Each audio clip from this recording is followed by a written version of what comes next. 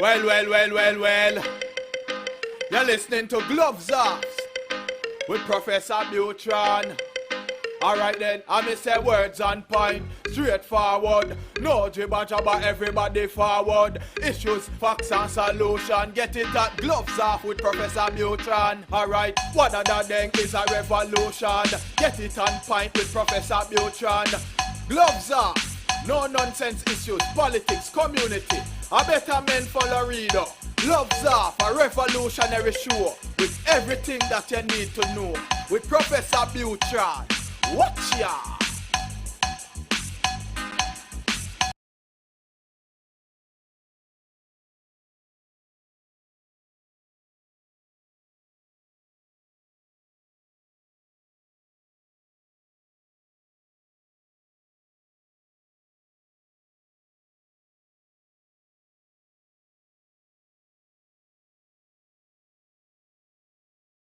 GlovesOff, and today it's our 400th edition, and not only that, we have a special guest, ex Mayor of Laredo, Texas, Betty Flores. How are we doing, Mayor? You doing good? Doing very well, Paul, very well, and thank you so much for having me, and congratulations on your how wonderful. Well, little by little, not a small number.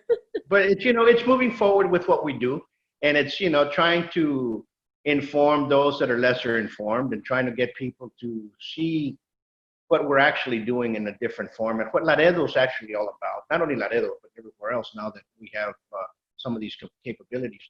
But I'm glad to know that you're running and you're stepping up to the plate again. I want to thank you for that. And there's a lot of questions, and especially in this crisis that we have right now, the COVID crisis that we're going through. There's a lot of people that are very discouraged. There's a lot of people that are they have a different look in the leaders that we have here today, not only in our municipality, but throughout the country. And so they're very cautious about everything that's going on. There's a lot of questions. But what do you see with this crisis? What do you think is happening? Well, unfortunately, a lot of things have been hurt. It is truly not the Laredo that we had last year. And although last year we were struggling, because there's always struggles, I'm not going to rule that out at all. People in families have struggles all the time, and so do businesses of all kinds. But what's happened today is something that no one planned for. And it's a crisis. It's just like, or worse than having a flood. You don't plan for a flood. You don't expect it, but it happens. And so you have to come together with the experts, and you have to come up with a plan to provide the community with a plan. You, the experts, you, the people that are in charge of helping out, of doing the right thing, of giving some direction. You can't let everybody just fall on their own. It's not right. And we did that a lot. We just said, okay, wear a mask, you'll be good. Okay, we're going to fine you if you wear a mask, if you don't wear a mask.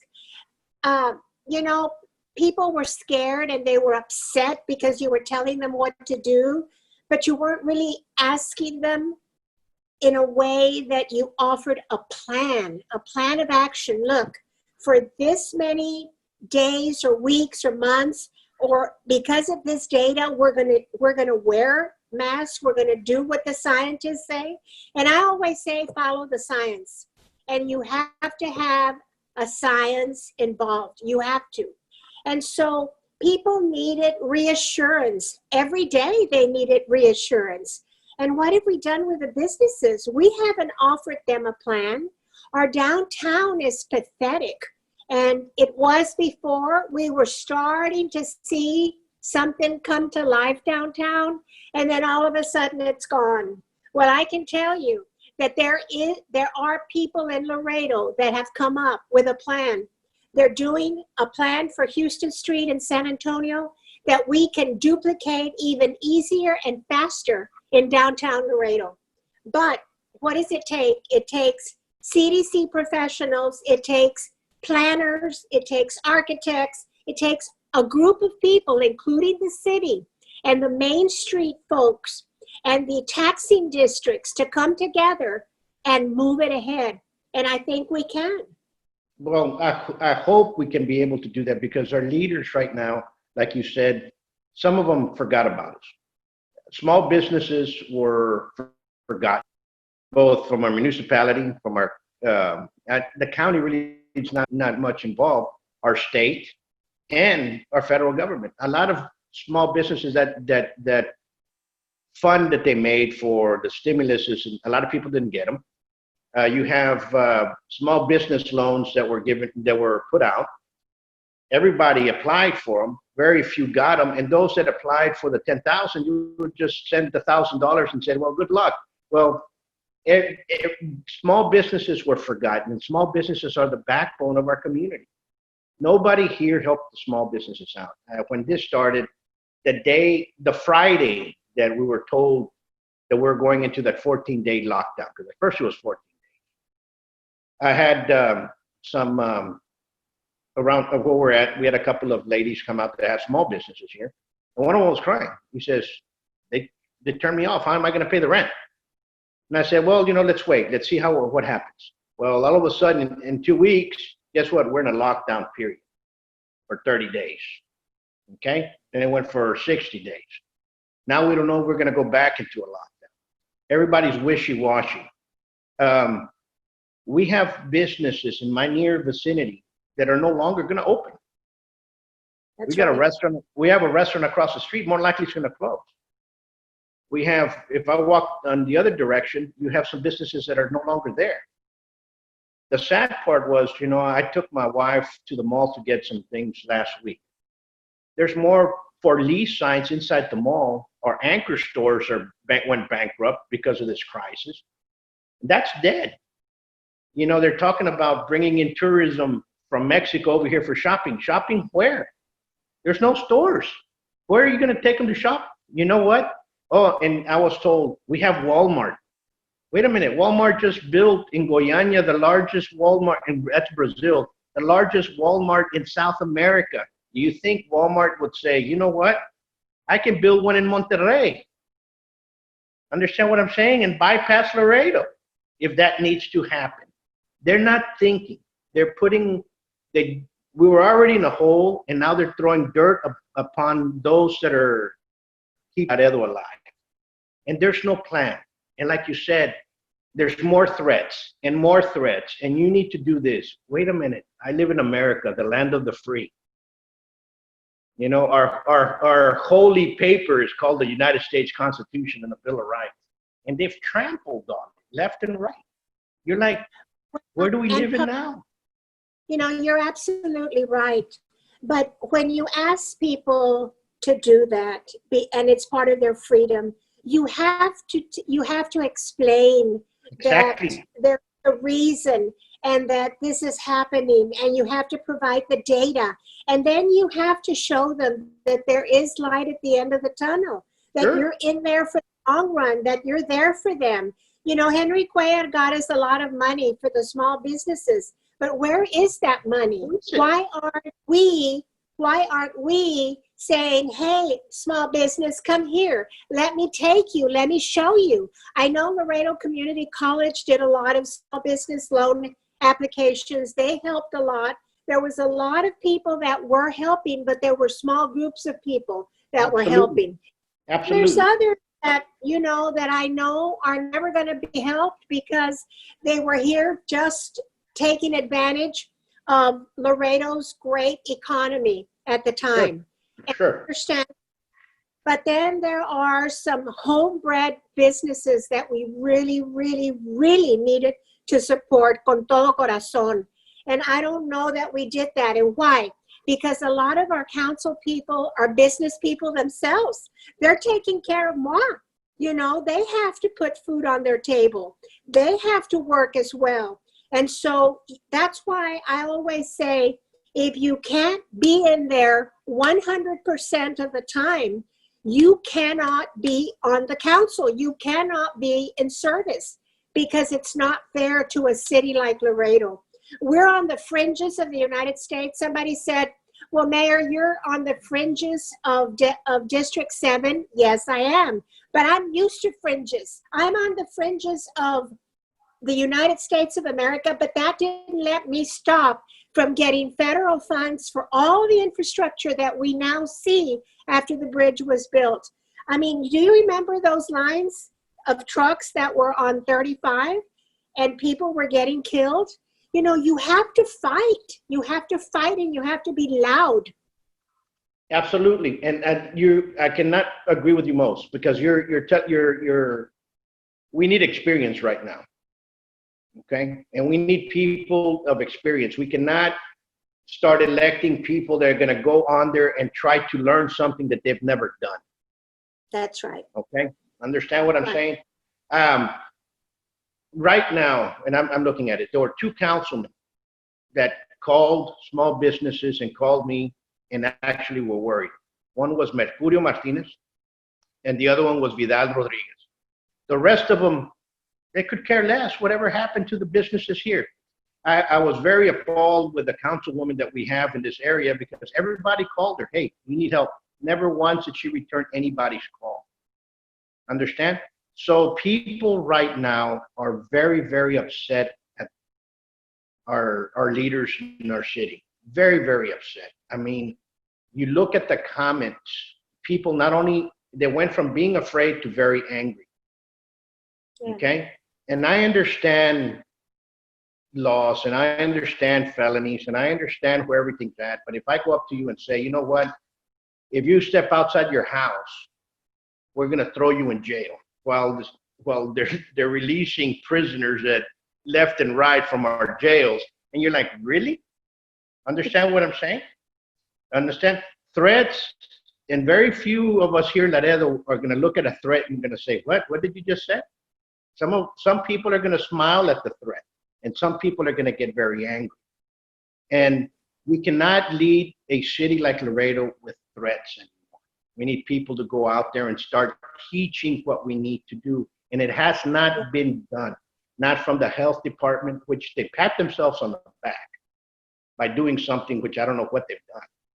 And you talk, you know, and people say, how do you do this? Well, I'm surrounded by physicians. You know, my dad was a physician. I have very dear friends of mine that are physicians. I have students that are physicians. We're always talking about everything that's going on. We see everything in here. It's not, physicians should not go out there and scare people. No, not physicians at all. To go out there and say, we're here to help you. Yes, what? I'm very sorry that Dr. Gonzalez left. And I'll tell you why, because Dr. Gonzalez was very tenacious. He had insights into all the state programs and all the federal programs, and he had contacts everywhere. And I'm not saying anything about the people that are there now, because I'm sure they're overwhelmed and they're doing the best they can. But in a crisis, you try and keep your best people. And I'm very sorry that we lost him, because you know, if there were disagreements, whatever there were, you look at the big picture and you try to take care of what you can for the community. And you have to overlook those small little insecurities. And like you said, you know, Councilman Martinez, Councilman Rodriguez, there's other council members that helped and are helping in their own way. But it's shame. But you know why? Because they're overwhelmed as well. They are trying to take care of their business, and and plus, maybe they don't know what to do. Nobody gave them a plan. Nobody helped them and said, here's a plan that we can stick to. So they need to learn that when you don't know what to do, you go out and you find the help. You know, you're absolutely correct. If you've never, you know, I'm going to say a phrase from Savat. One of my professors used to say, you cannot teach something that you have not lived. If you've never, you know, and that's very true. A lot of them have never really led something. Yes, they have their own businesses, but they've never led organizations. They've never led other people. They've never led in a huge entity of enterprise that way. Maybe some have, but some of them are they're by themselves in businesses. Some of these attorneys are by themselves. Okay, they don't have others. Yeah, they might have a secretary here, there, so on and so forth, but they're themselves. What I'm talking about, when you're a CEO in a big company and putting everybody together, and okay, now we have company, how are we going to funnel the money to help to survive? We don't have that right now there. We don't have people of that nature. We don't have people that have been in trenches in there. Most of everybody that there have lived in a very good society that was already built for them, and they have left that way. Maybe there's some events in their past that they might say, I might disagree with you, but I do not know them.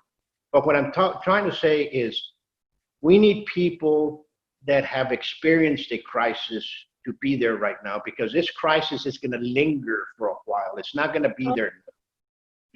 And I guarantee you that if we lock down again, we're going to lose a lot more businesses. It's going to turn into a ghost town. I mean, seriously, McAllen ate our lunch.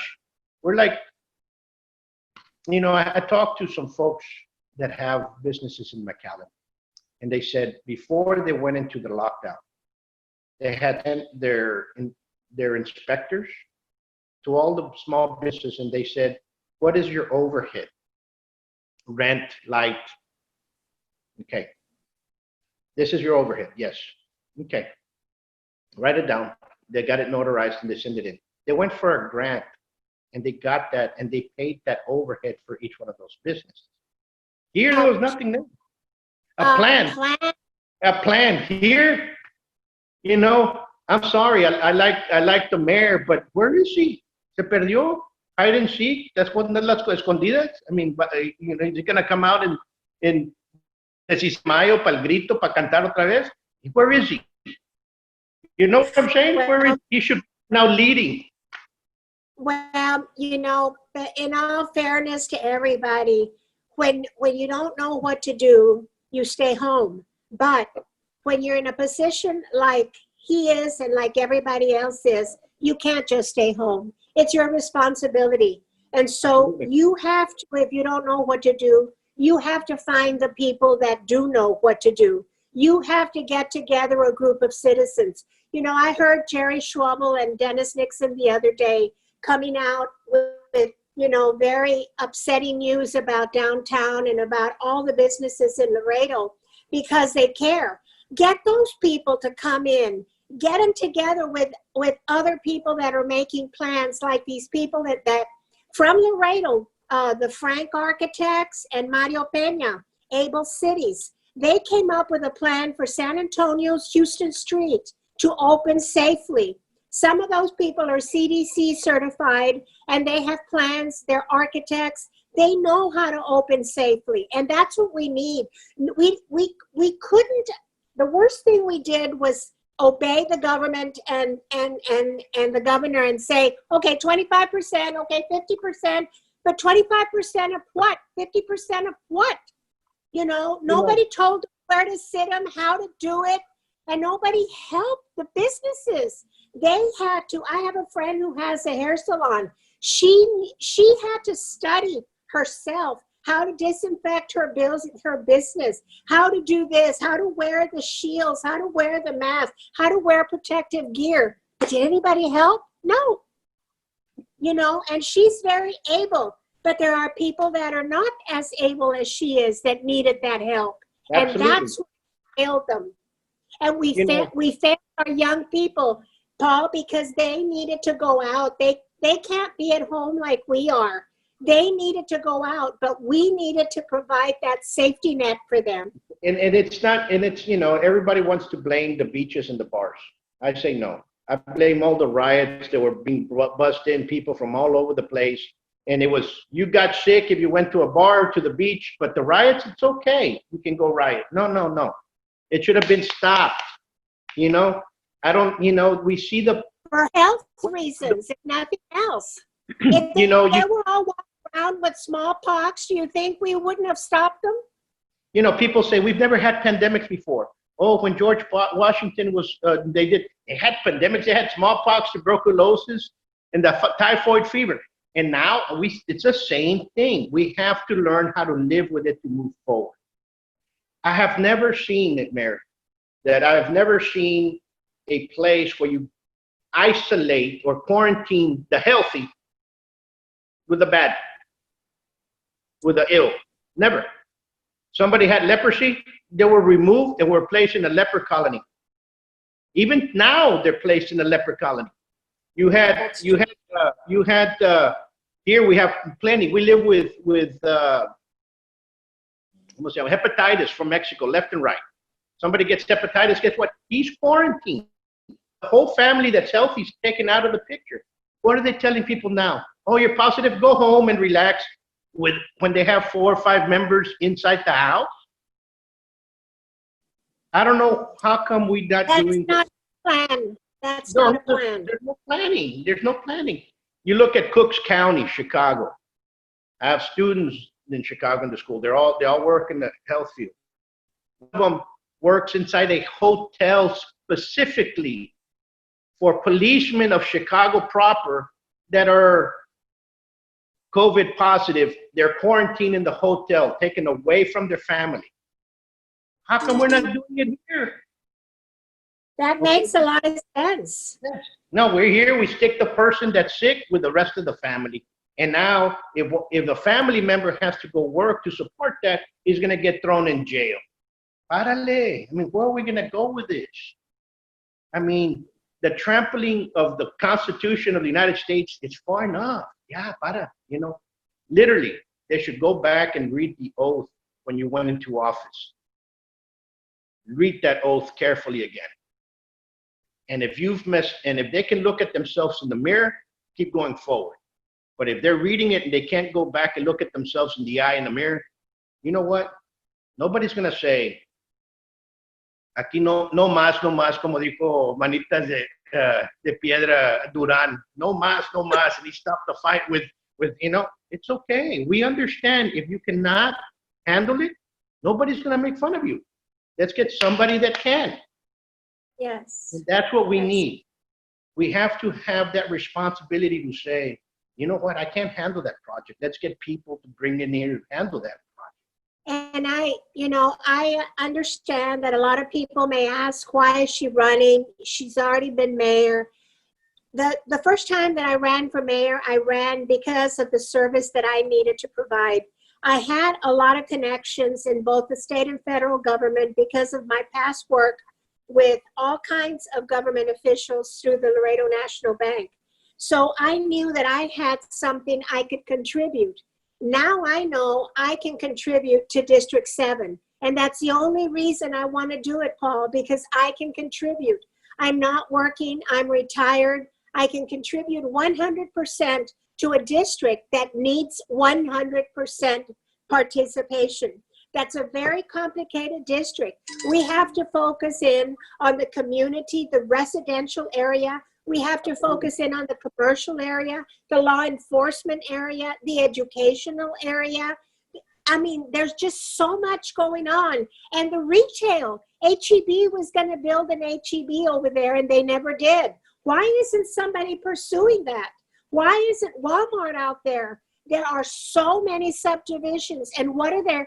They're making people from all over that side of 35 come on this side of 35 to shop. It's not fair. No, you're absolutely correct. It has been forgotten for a long time. I think people thought that certain things, roads were going to open up, and they never were. We have to pursue that back. It's a district that really has been forgotten. And that district has a lot of arteries into Laredo. So very important. I mean, we have 2 bridges that funnel into that one little Mines Road area, okay? Which is true. We have 2 international bridges that funnel into that. We have IH-35 that goes into that. We have 83 that go into that. I mean, we have major arteries of Laredo going into that area, and it does not have the road capacity, the infrastructure to diffuse that traffic. And we have to start doing it now. I mean, it's Laredo. People say, you know, I'm going to move out of Laredo. I'm going to go elsewhere. Okay, fine. Everybody has the free will to do that. 20 years ago, I moved back.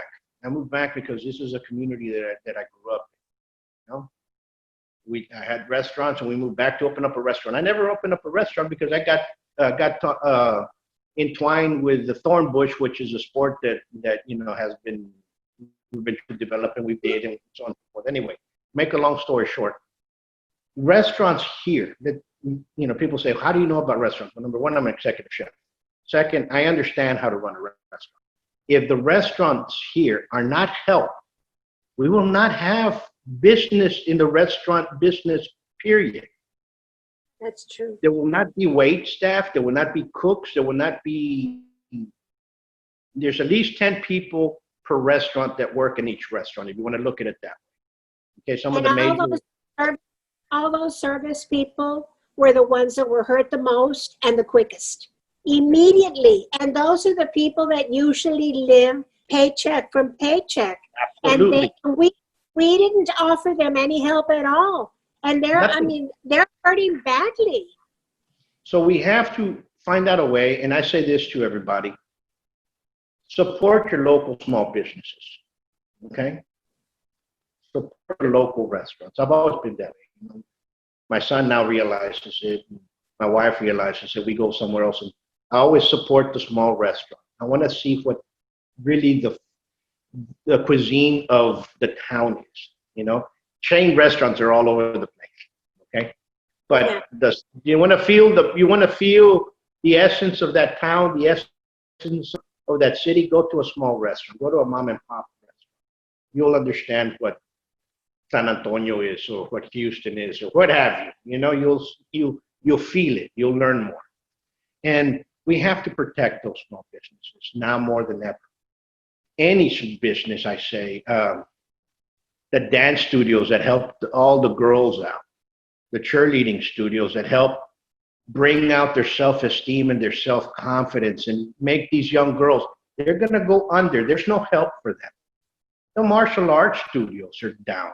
Okay, there's martial arts studios here that are no longer going to be around because of that. Okay, That's and people right. say, oh, well, it's okay, don't worry about it. No, don't worry about it. This is people that used to go in there, and it benefits a lot of people. You know, and Patty, and I understand that there's a limit to what government can do, but government can facilitate. And we just have to learn how to facilitate. We don't have to do it all. We don't have to be it all, but we can facilitate it all. That we can do. And you need strong leadership, and you need to understand that the staff of the city has certain responsibilities to its citizens, and we have to obey that. You know, elected officials are one thing, they come and go, we come and go, but you have to have a very strong staff, and we have to listen to the staff and demand that they get the expertise if they don't have it in-house. And there's something else that I think that needs to happen now. We cannot be micromanaging what I've seen in the last couple of years. That's right. You're a city councilman, you elected that person. Quit micromanaging. That's right. Let them do their job. Okay? That is a big issue right now. You know, we lost a good element from Laredo. Okay? Chief Landin. Oh, I know. Oh, and you're like, where's the other chief? It's an interim. Let's start looking. Let's replace. Right. You know, we're just going to put interims all over the place. No, let's start looking for somebody that's qualified to run that. And if it's from Laredo, let's start looking for them now. Understand? Right. COVID. No, I agree. COVID not killed everything. You know, and that's what people are understanding, is that COVID stopped the world. No, the world has to continue moving. We have to find that. We have to continue moving forward. We need people that are healthy. And I understand that it stopped the world. Initially, we were all afraid because we didn't know what to do. But that's when and where you get the experts together, you get the science together, and then you come up with a plan. And you have to have a plan that can be changed as things change. in your community. And everybody needs to understand that plan and be part of it. But we never did that, not as a city, not as a state, not as a county, and certainly not as a country. We didn't do it. I think from top up and from the bottom up, we had to come together. And I think we can still do that. And I think we can better do it in the city and the county, because we know everybody, than we can in the state and the federal government. You know, and all these, what I've, you know, you're running, when is the election? Is it November as well? The election will be in November, and I hadn't announced out of respect for the people that are running their runoff campaigns, which will end July the 14th. But after July 14th, we will announce formally. Of course, this campaign period is going to be very, very different, as you well know. You can't go knock on houses. You can't meet with people. You can't have campaign headquarters because you don't want to hurt people. So we're coming up with a different plan, but we will be reaching out for people. I will be calling on the phone, and, you know, and I will be as much video as possible so that people can ask me questions, and those younger people that don't know me, that they can communicate with me. Absolutely. Well, I wish you the best. Thank you once more for standing up. And I cannot agree with you more with what you said about what we need to do in Laredo. And Laredo's a great city. I agree with that. We have a great community. We live in the best state of the nation, which is Texas. And we live in the best country of the United States. That's what more we ask for. We all just have to unite as a unit and move forward. And if we have to fix something, we fix it now. And how you know, how can I say that? And for those out there that are public officials, and if you can't hack it, nobody's going to be afraid, or nobody's going to laugh at you if you say, you know what, aquí cayó, no más, no más. You know, let's get somebody else to do the job. That's the best thing you can do. Just get help. Get help, because there's people out there for that. Yeah, I was in several, you know, coming back with something that just turned on. I talked to several of the majority of the city council when this crisis was going on, the first lockdown. And because working on several other projects as well. And the first thing that we talked about was small businesses. Well, there's a committee. Where's that committee? Oh, we're going to have a meeting. Where? When? Oh, we had one. Ask. You know, there's others out there. What's going on? To the day, nothing. Nothing. That's we need answers. Yes. And if we can get that, the committees that are formed by council should not be run by staff. They should be run by the people that are elected by the council members. Absolutely.